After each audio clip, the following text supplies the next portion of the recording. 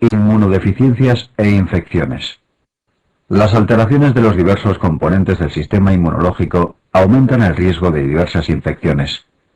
Es importante recordar que no todos los microorganismos producen infecciones en todos los grupos de inmunodeprimidos, sino que según el componente del sistema inmunológico que se encuentre alterado, las infecciones serán de un tipo o de otro. Las inmunodeficiencias pueden ser congénitas o adquiridas. Las primeras suelen manifestarse clínicamente en la infancia, mientras que las segundas suelen afectar a sujetos en edad adulta. 1.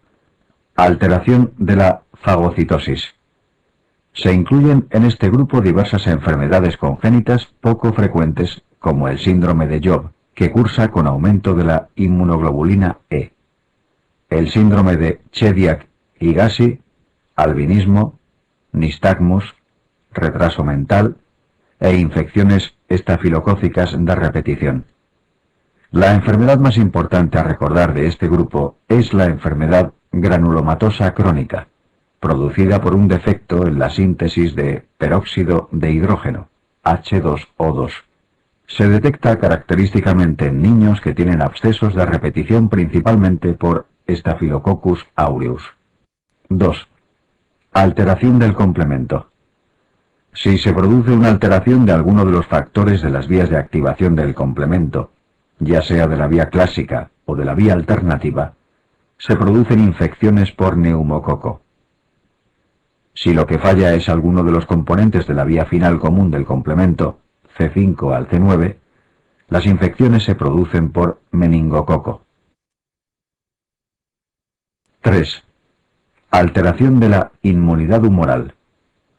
Se produce por déficit de inmunoglobulinas que son secretadas por las células plasmáticas, que proceden de la transformación de linfocitos B.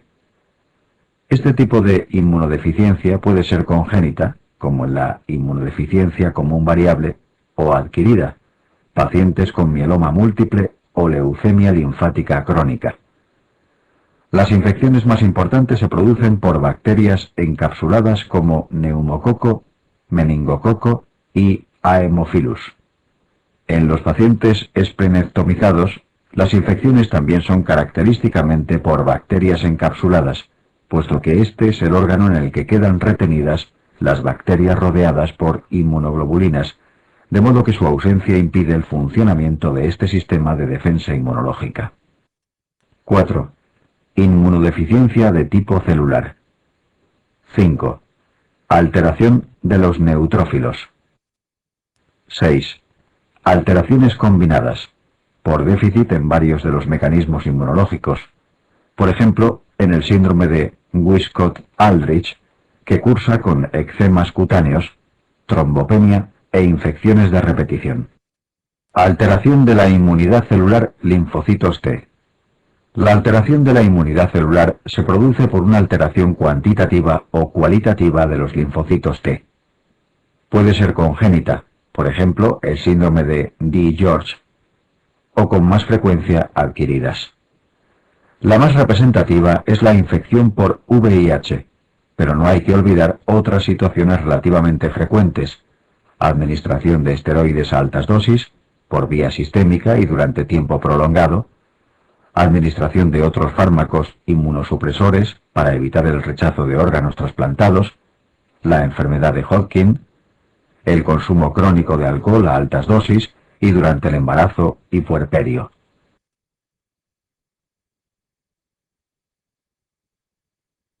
Además, se decía clásicamente que existía una inmunosupresión celular relativa en las edades extremas de la vida. Actualmente se sabe que es especialmente marcada en el recién nacido, pero por el otro extremo ya no se considera que se limite a los ancianos, sino que se extiende el espectro a todos los mayores de 50 años.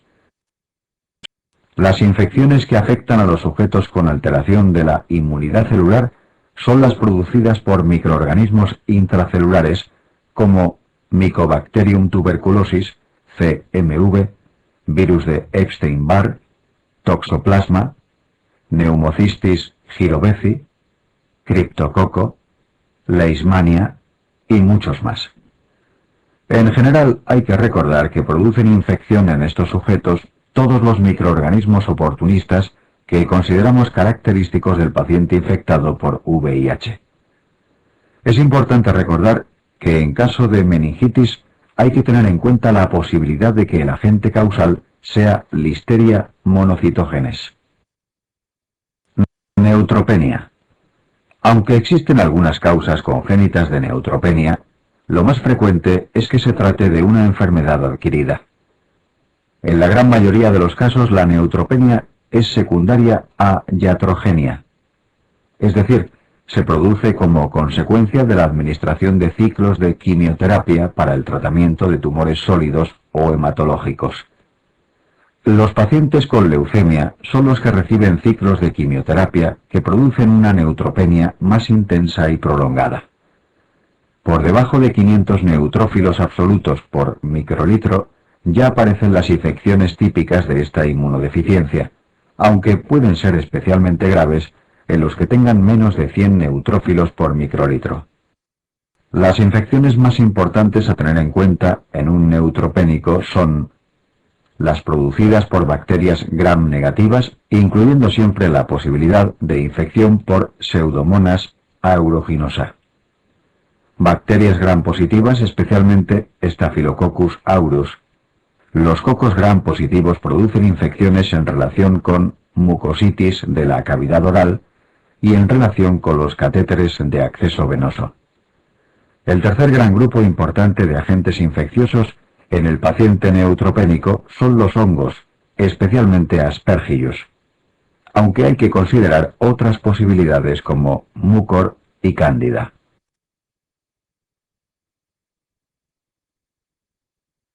El paciente neutropénico, al carecer de neutrófilos, no produce una respuesta adecuada del sistema inmunológico frente a los microorganismos infectantes, de modo que no es infrecuente que presente graves infecciones con escasas manifestaciones clínicas. Por ello es importante recordar que la presencia de fiebre sin foco y neutropenia es un criterio suficiente para iniciar de manera empírica tratamiento antimicrobiano. Neumonías. Patogenia. Las neumonías constituyen una infección frecuente en la población y es un tema habitual de pregunta. Sin duda el aspecto más importante lo constituye el tratamiento, que en muchos casos será empírico. Para podernos aproximar de una forma racional al manejo de las neumonías, es de gran ayuda entender el mecanismo patogénico de estas infecciones. La aspiración de microorganismos que colonizan la orofaringe constituye la vía más frecuente de adquisición. En muchas ocasiones, esta se produce en circunstancias fisiológicas como el sueño. Por ello tiene importancia conocer qué microorganismos colonizan la orofaringe en cada tipo de paciente. Así, los sujetos sanos son portadores de neumococo, Haemophilus influenzae, Moraxella catarrhalis, y por tanto son estos gérmenes los responsables de las neumonías en este grupo de sujetos.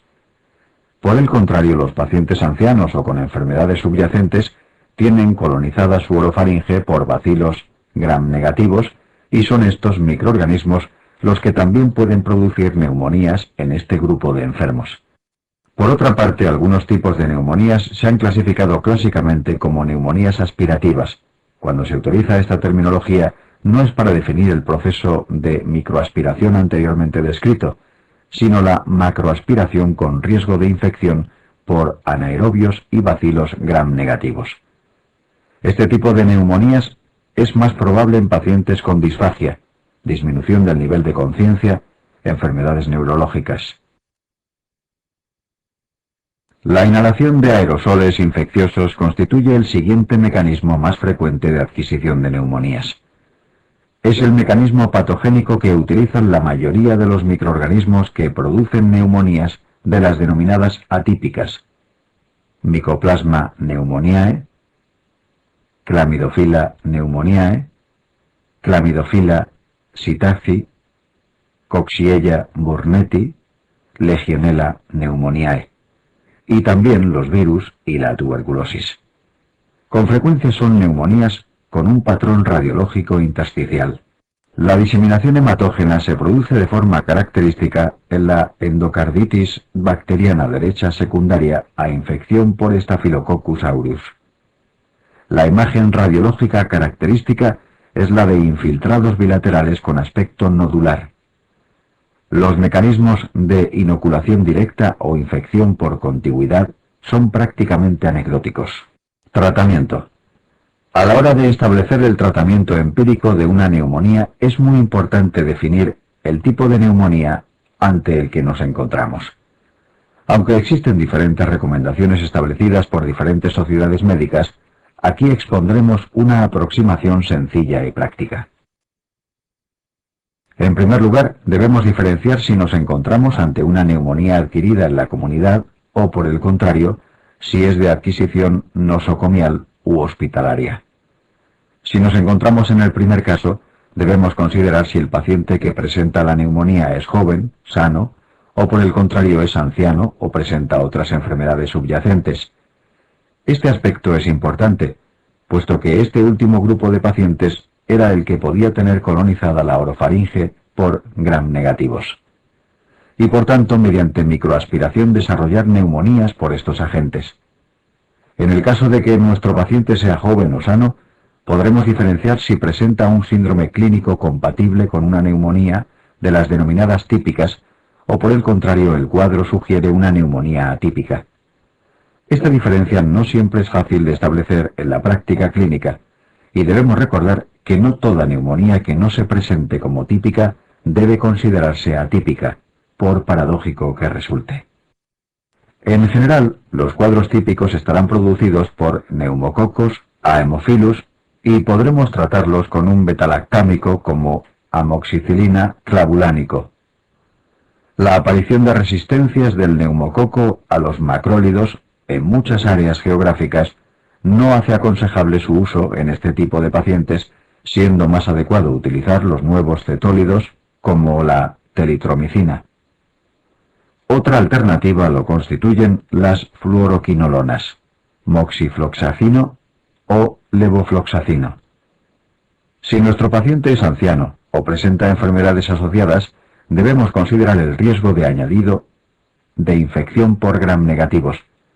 Por ello son opciones adecuadas el uso de una cefalosporina de tercera generación o una fluoroquinolona como levofloxacino.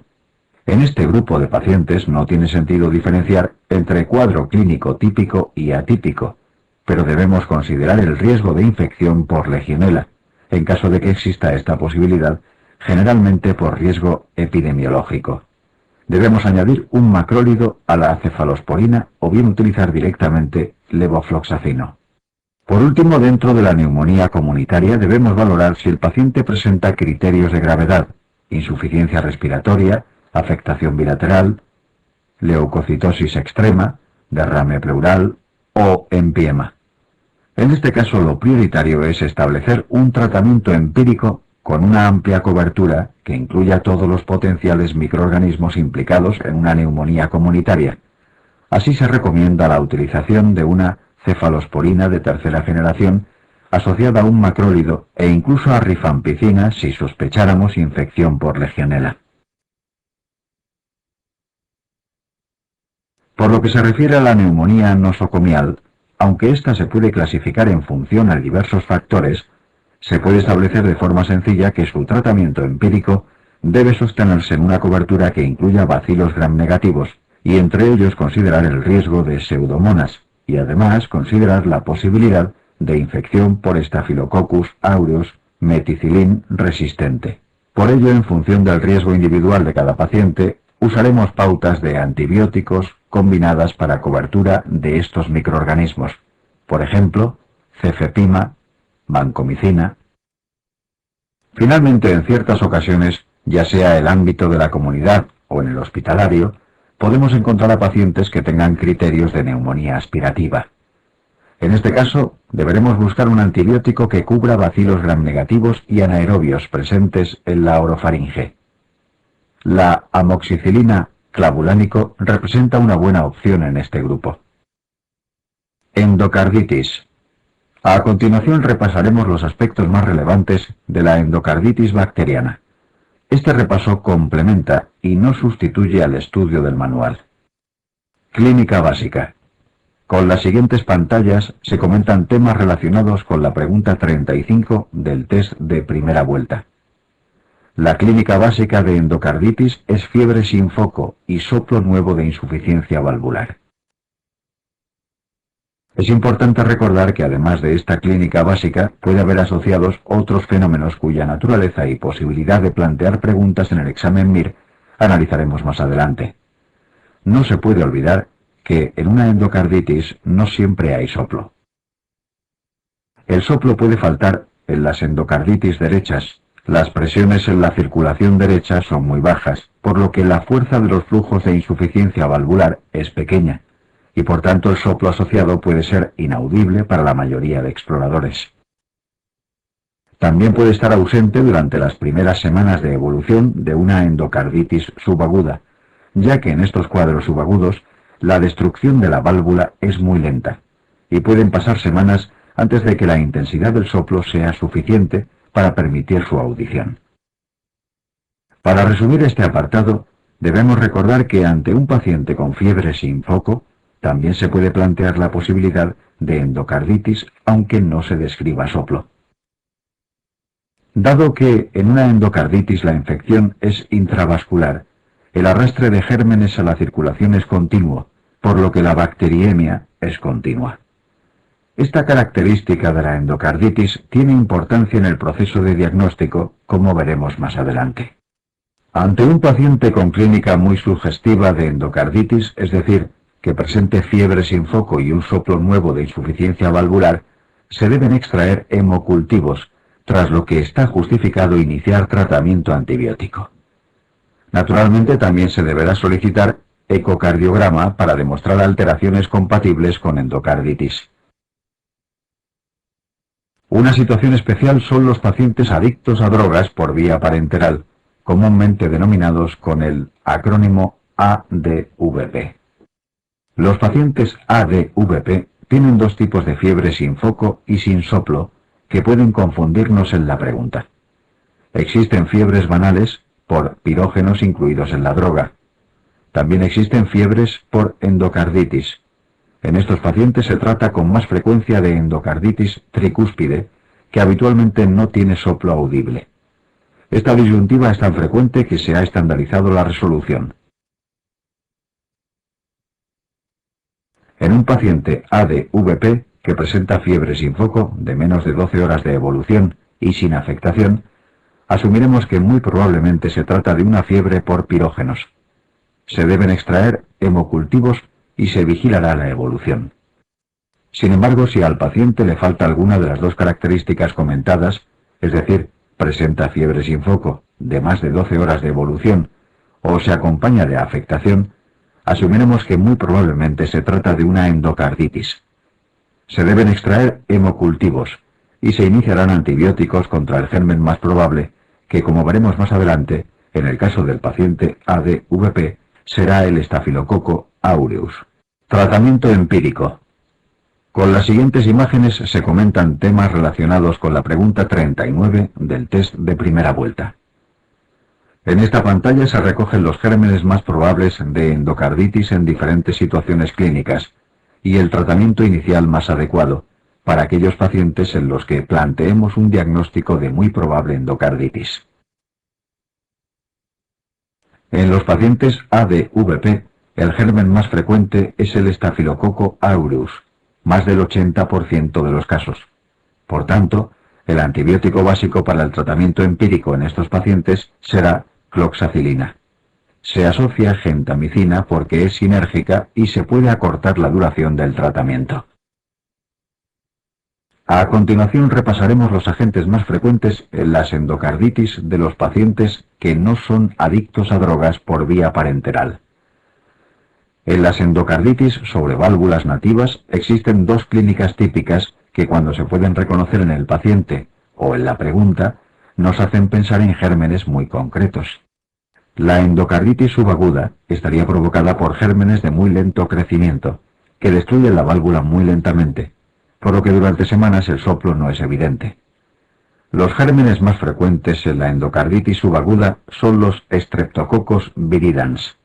La clave para reconocer una endocarditis subaguda reside en el tiempo de evolución. Una endocarditis con más de 4 semanas de evolución clínica corresponde a una endocarditis subaguda. Los gérmenes más probables serían los Streptococcus, por tanto, el tratamiento inicial más adecuado, en espera de la llegada de los hemocultivos, sería ampicilina con gentamicina. Nuevamente, la gentamicina se asocia porque es sinérgica. En estas endocarditis subagudas también pueden ser válidas combinaciones parecidas como amoxicilina clavulánico con gentamicina o ampicilina sulbactam con gentamicina. Una endocarditis con menos de 4 semanas de evolución clínica corresponde a una endocarditis aguda. El germen más probable serían el estafilococo aureus, por lo que cloxacilina sería el antibiótico fundamental del esquema terapéutico. Nuevamente, se asociaría gentamicina porque es sinérgica. Esta combinación de cloxacilina con gentamicina sería excelente para tratar estafilococo aureus, pero claramente insuficiente para otros gérmenes que de forma ocasional pueden debutar con clínica aguda, como los streptococos o los enterococos. Por estas limitaciones se considera que la combinación de cloxacilina con gentamicina y ampicilina es la más adecuada para el tratamiento inicial de una endocarditis aguda sobre válvula nativa.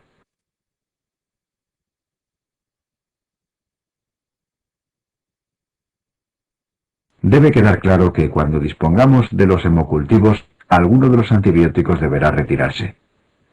Si finalmente se trata de una endocarditis por estafilococo aureus, retiraríamos ampicilina. Continuaríamos tratamiento con cloxacilina y gentamicina. Si finalmente fuese una endocarditis por estreptococo o enterococo, retiraríamos cloxacilina. Continuaríamos tratamiento con ampicilina y gentamicina. En estas endocarditis agudas también pueden ser válidas combinaciones parecidas como cefazolina con gentamicina y ampicilina.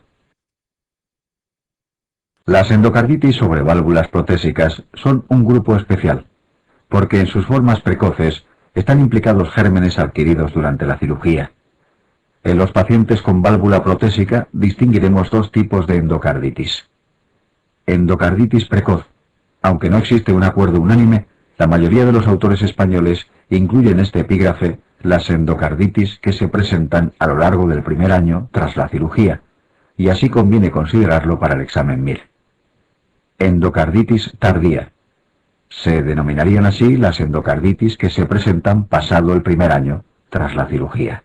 El germen más frecuente en las endocarditis protésicas precoces es el estafilococo epidermidis, habitualmente resistente a cloxacilina, por lo que el antibiótico básico en su tratamiento sería vancomicina. Se asocia gentamicina y rifampicina, porque son sinérgicos contra los estafilococos. Aunque los estafilococos epidermidis serían los gérmenes más frecuentes, con gran diferencia, de forma ocasional pueden estar implicados gram negativos, y de forma excepcional incluso hongos. Por este motivo, muchos autores recomiendan asociar un antibiótico eficaz contra gram negativos y pseudomonas, como la ceftazidima. Según este criterio, una combinación terapéutica todavía mejor podría ser vancomicina con gentamicina, rifampicina y ceftazidima.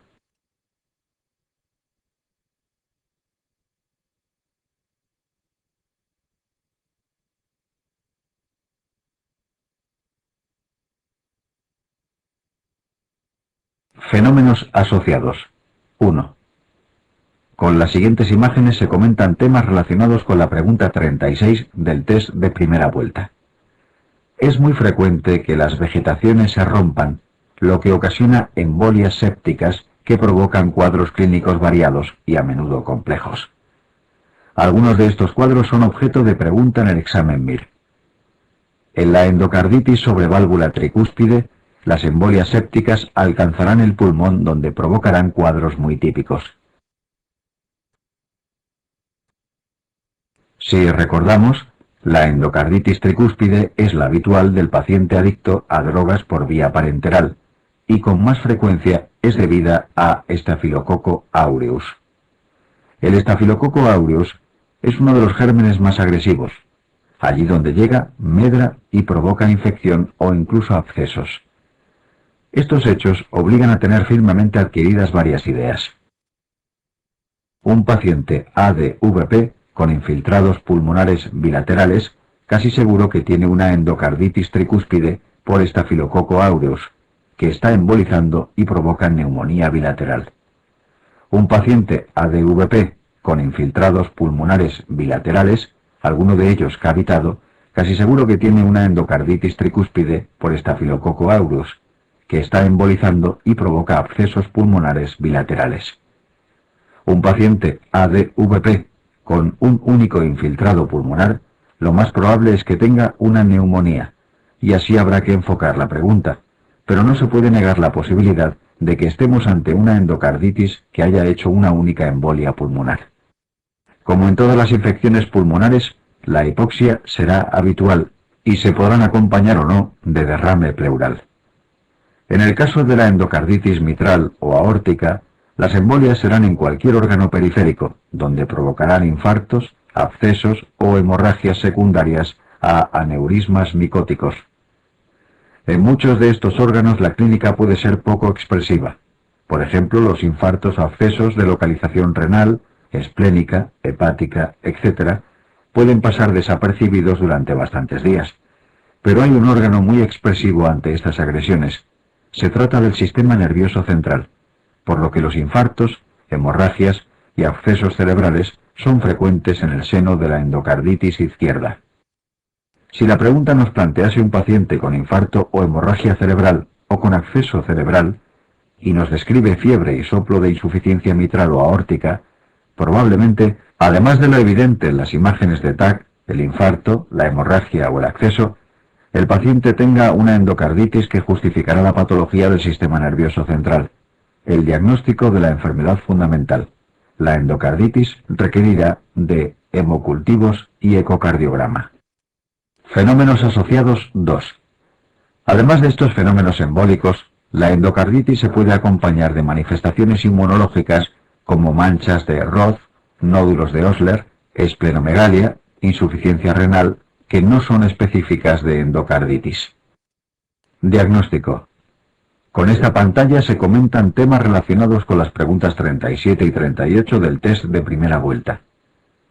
El diagnóstico de endocarditis tiene dos pilares básicos, hemocultivo y ecocardiograma. Cada uno de estos elementos tiene peculiaridades que pueden ser objeto de pregunta. Los hemocultivos son persistentemente positivos. Como vimos antes, la bacteriemia es continua, por lo que un paciente con endocarditis tendrá los hemocultivos positivos independientemente del grado de fiebre. Aunque se han descrito endocarditis por prácticamente todas las bacterias, e incluso por virus, algunos gérmenes están muy relacionados con la endocarditis y su sola presencia en hemocultivos, sin un foco evidente en la pregunta, nos deben alertar sobre la posibilidad de endocarditis. Estos gérmenes muy relacionados con endocarditis tienen peculiaridades que conviene conocer. Los Streptococcus viridans son los gérmenes más frecuentes en las endocarditis subagudas. También son los gérmenes más frecuentes en las endocarditis que suceden tras una cirugía de la cavidad oral. La bacteriemia por Streptococcus bovis se asocia a lesión en intestino grueso, neoplasia o pólipo, por lo que si en la pregunta se indica que un paciente presenta crecimiento de Streptococcus bovis en hemocultivos, deberá realizarse una colonoscopia. Staphylococcus aureus es el germen más frecuente en las endocarditis de pacientes ADVP. También es el germen más frecuente en las endocarditis agudas. Los gérmenes del grupo ACEC, acrónimo de las bacterias que lo integran, son gram negativos de lento crecimiento, por lo que durante varias semanas tendremos hemocultivos negativos. Habitualmente provocan endocarditis subagudas. El tratamiento de elección para las endocarditis provocadas por los gérmenes del grupo ACEC es cefalosporina de tercera generación, como ceftriaxona o cefotaxima. Los enterococos son los gérmenes más frecuentes de endocarditis que ocurren tras cistoscopia o colonoscopia. Por este motivo, la profilaxis de endocarditis en estas dos exploraciones se dirige contra los enterococos. Se realizará con ampicilina y gentamicina. En caso de alergia a betalactámicos, la alternativa será vancomicina con gentamicina. Estafilococo epidermidis es el agente más frecuente de endocarditis protésica a lo largo del primer año tras la cirugía. Este germen es habitualmente resistente a cloxacilina, por lo que el tratamiento se realiza con vancomicina, asociada a gentamicina y rifampicina. La rifampicina, además de su eficacia como tuberculostático, tiene muy buena actividad contra todos los estafilococos. Los datos ecográficos más relevantes de endocarditis están recogidos en la imagen. Es importante resaltar que donde asienta la endocarditis, además de la vegetación, se forma un acceso. Este acceso se localiza en el anillo valvular o en el microcardio adyacente.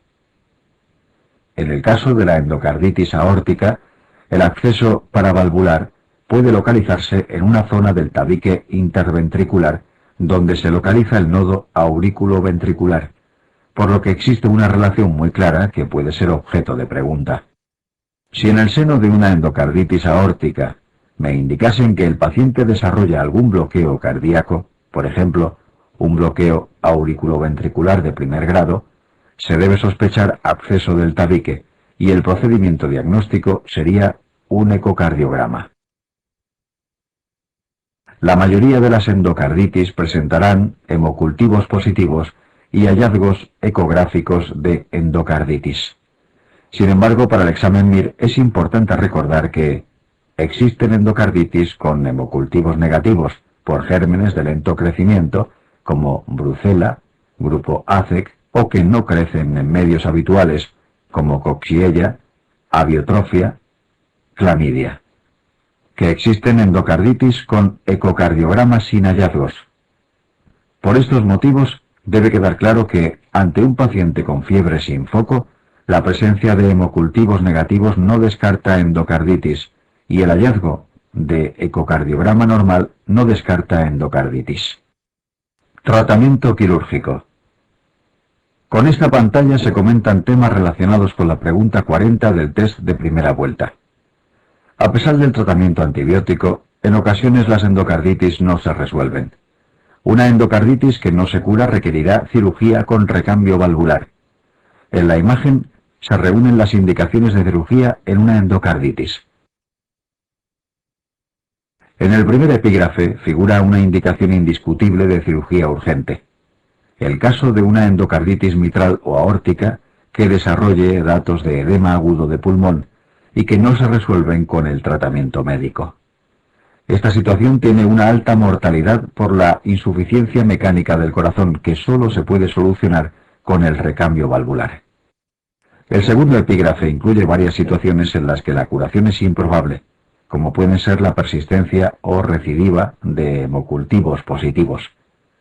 Se sabe que algunos gérmenes casi nunca se curan, por lo que muy probablemente acabarán en cirugía. Entre estos gérmenes que probablemente acaben precisando cirugía se encuentran Coxiella, Brucella y hongos. En el caso de que se hayan desarrollado abscesos en el anillo o en el miocardio, los antibióticos llegarán con dificultad y con mucha probabilidad estos pacientes requerirán tratamiento quirúrgico. La mayoría de las endocarditis sobre válvula protésica requerirán cirugía.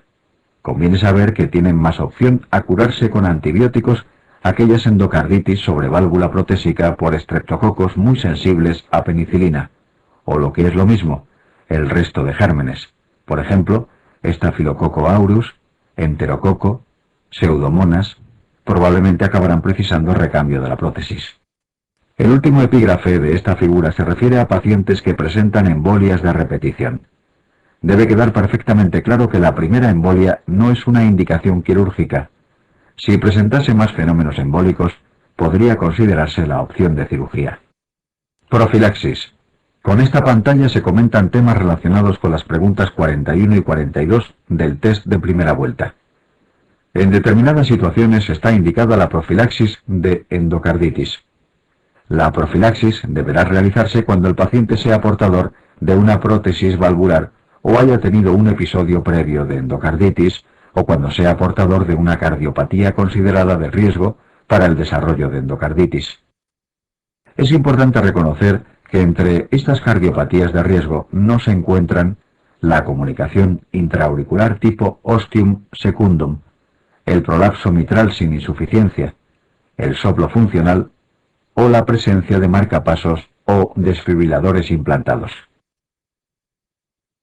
En los procedimientos de la mucosa orofaringea o respiratoria, los gérmenes a cubrir son los Streptococcus viridans. La profilaxis se realiza habitualmente con amoxicilina. En caso de alergia a betalactámicos, sería alternativa un antibiótico con buena actividad contra estreptococos como clindamicina o un macrólido. En los procedimientos de la mucosa intestinal o urinaria, como citoscopia, colonoscopia, colangiografía endoscópica, el germen a cubrir es el enterococo. La profilaxis habitual es ampicilina con gentamicina. En caso de alergia a betalactámicos, sería alternativa vancomicina con gentamicina. Existen tres grandes síndromes de infección en el sistema nervioso central: el síndrome de meningitis, el de encefalitis y el de absceso cerebral. En las siguientes imágenes repasaremos los aspectos más relevantes de estos cuadros clínicos. Este repaso complementa y no sustituye al estudio del manual. Meningitis. Ante un enfermo que presenta fiebre y rigidez de nuca, nos planteamos el diagnóstico de meningitis. En un paciente con sospecha de meningitis, antes o después, dispondremos de un líquido cefalorraquídeo, por lo que es muy posible que en la pregunta nos aporten las características del líquido. Tipos del líquido cefalorraquídeo. Predominio de polimorfonucleares. En las meningitis hay dos tipos básicos de líquido cefalorraquídeo: líquido con predominio de polimorfonucleares y líquido con predominio de linfocitos. Una meningitis con líquido en el que predominan los polimorfonucleares la denominamos meningitis purulenta, y su etiología habitual es bacterias piógenas. Los gérmenes más probables en una meningitis purulenta varían con la edad y las condiciones del paciente.